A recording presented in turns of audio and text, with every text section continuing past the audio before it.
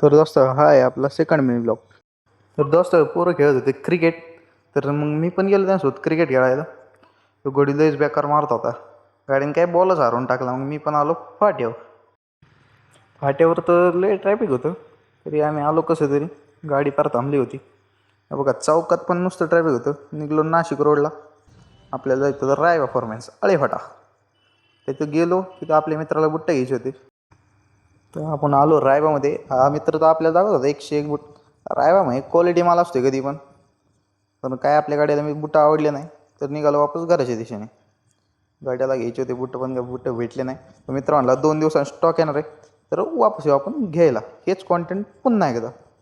हो का इथं पार चौकात ट्रॅफिक तर ट्रॅफिकच आहे. यांनी पुढं रस्त्यावरून मोकळं ट्रॅफिक करून टाकले.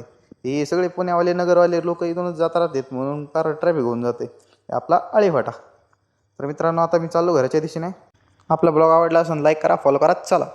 तर दोस्त भेटू पुढच्या ब्लॉगमध्ये. Bye bye.